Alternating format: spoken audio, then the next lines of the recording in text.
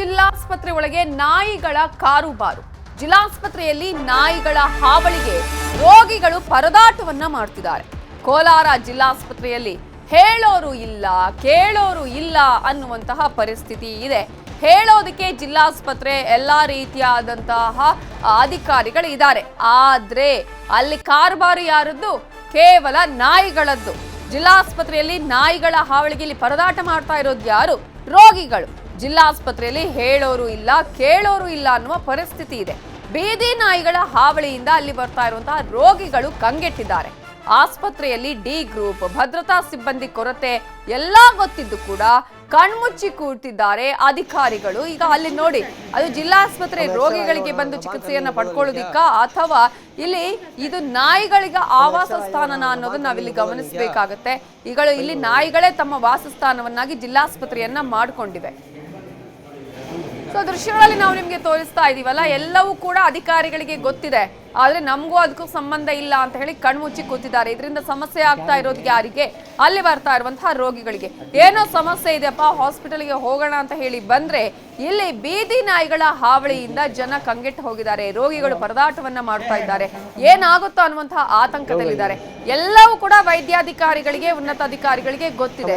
ಆದ್ರೆ ನಾಯಿಗಳು ತಾನೇ, ನಮ್ಗೇನ್ ಸಮಸ್ಯೆ ಅಂತ ಹೇಳಿ ಅದಕ್ಕೂ ನಮಗೂ ಸಂಬಂಧ ಇಲ್ಲಪ್ಪ, ಅದು ನಮ್ ವ್ಯಾಪ್ತಿಗೆ ಬರಲ್ಲ ಅನ್ನೋ ರೀತಿಯಲ್ಲಿ ಬೀದಿ ನಾಯಿಗಳನ್ನ ಜಿಲ್ಲಾಸ್ಪತ್ರೆಯಲ್ಲೇ ಇದ್ರೂ ಏನು ಸಮಸ್ಯೆ ಇಲ್ಲ ಅನ್ನುವ ರೀತಿಯಲ್ಲಿ ಈಗ ಅಧಿಕಾರಿಗಳು ಕಣ್ಮುಚ್ಚಿ ಕೂತಿದ್ದಾರೆ, ಮೌನಕ್ಕೆ ಶರಣಾಗಿದ್ದಾರೆ. ಗೊತ್ತಿದ್ರು ಕೂಡ ದಿವ್ಯ ನಿರ್ಲಕ್ಷ್ಯವನ್ನ ಮಾಡ್ತಾ ಇದ್ದಾರೆ. ಈಗಾಗಲೇ ಬೀದಿ ನಾಯಿಗಳ ಹಾವಳಿಯಿಂದ ಏನೇನು ಸಮಸ್ಯೆಗಳು ಆಗ್ತಾ ಇದೆ, ಎಷ್ಟರ ಮಟ್ಟಿಗೆ ಪ್ರಾಣಕ್ಕೆ ಎರವಾಗ್ತಿದೆ ಅನ್ನೋದು ಗೊತ್ತಿದೆ. ಇವೇನು ಸಾಕು ನಾಯಿಗಳ? ಇಲ್ಲಿ ಈಗ ಈ ರೀತಿಯಾಗಿ ಜಿಲ್ಲಾಸ್ಪತ್ರೆ ಯಾರಾದ್ರೂ ಸಾಕಿದಾರಾ ಅಥವಾ ಗೊತ್ತಿದ್ದು ಕೂಡ ಸುಮ್ಮನೆ ಇರೋದಕ್ಕೆ ಏನು ಕಾರಣ?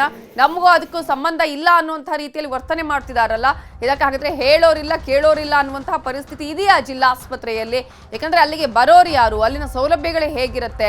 ಒಂದ್ ಕಡೆ ಮಧ್ಯಮ ವರ್ಗ, ಬಡ ವರ್ಗದವರೇ ಈಗ ಜಿಲ್ಲಾಸ್ಪತ್ರೆಗಳಿಗೆ ಅಥವಾ ಸರ್ಕಾರಿ ಹಾಸ್ಪಿಟಲ್ಗಳಿಗೆ ಬರುವಂತವ್ರು. ಅಂತವರಿಗೆ ಸರಿಯಾಗಿ ಇಲ್ಲಿ ಒಂದ್ ಕಡೆ ಚಿಕಿತ್ಸೆಯನ್ನ ಕೊಡಬೇಕು, ಮತ್ತೊಂದ್ ಕಡೆ ಇಂತಹ ಸಮಸ್ಯೆಗಳಾಗದಾಗೆ ನೋಡ್ಕೊಳ್ಳೋದಕ್ಕೆ ಏನ್ ಸಮಸ್ಯೆ ಇವರಿಗೆ? ಇದರ ಬಗ್ಗೆ ಇನ್ನಷ್ಟು ಡೀಟೇಲ್ಸ್ ಅನ್ನ ಕೊಡೋದಕ್ಕೆ ನಮ್ಮ ರಿಪೋರ್ಟರ್ ರಘುರಾಜ್ ಈಗ ಫೋನ್ ಸಂಪರ್ಕದಲ್ಲಿ ಜಾಯ್ನ್ ಆಗಿದ್ದಾರೆ. ರಘುರಾಜ್, ಮಧ್ಯಮ ವರ್ಗದವರು, ಬಡ ಜನ ಆಸ್ಪತ್ರೆಗಳಿಗೆ ಬರ್ತಾರೆ, ರೋಗಿಗಳು ಇಲ್ಲಿ ಚಿಕಿತ್ಸೆಯನ್ನ ಪಡ್ಕೊಳ್ಬೇಕು ಅಂತ ಹೇಳಿ. ಆದ್ರೆ ಬೀದಿ ನಾಯಿಗಳಿಗೆ ವಾಸಸ್ಥಾನ ಆಗಿದೆಯಲ್ಲ, ಅಧಿಕಾರಿಗಳು ಯಾಕೆ ಇಷ್ಟೊಂದು ನಿರ್ಲಕ್ಷ್ಯ ಮಾಡ್ತಿದ್ದಾರೆ? ಯಾಕೆ ಮೌನಕ್ಷರಣಾಗಿದ್ದಾರೆ? ಖಂಡಿತ ನವಿತಾ ಜೈನ್, ಕೋಲಾರ ಜಿಲ್ಲಾಸ್ಪತ್ರೆಯಲ್ಲಿ ಒಂದ್ ಕಡೆ ವೈದ್ಯರ ಕೊರತೆ ಇದೆ, ಮತ್ತೊಂದ್ ಕಡೆ ಸಿಬ್ಬಂದಿಗಳ ಕೊರತೆ ಇದೆ.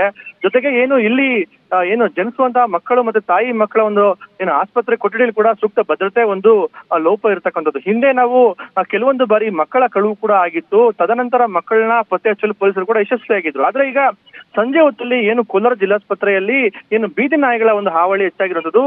ಹತ್ತಾರು ನಾಯಿಗಳು ಒಮ್ಮೆಲೆ ಆಸ್ಪತ್ರೆ ಒಳಗೆ ನುಗ್ಗಿ ರಾಜಾರೋಷವಾಗಿ ಸಂಚಾರ ಮಾಡ್ತಾ ಇದೆ. ಜಿಲ್ಲಾಸ್ಪತ್ರೆ ಮುಖ್ಯ ದ್ವಾರದಲ್ಲೇ ಈ ಒಂದು ದೃಶ್ಯಗಳು ನಮಗೆ ಕಂಡು ಬಂದಿರುವಂತದ್ದು.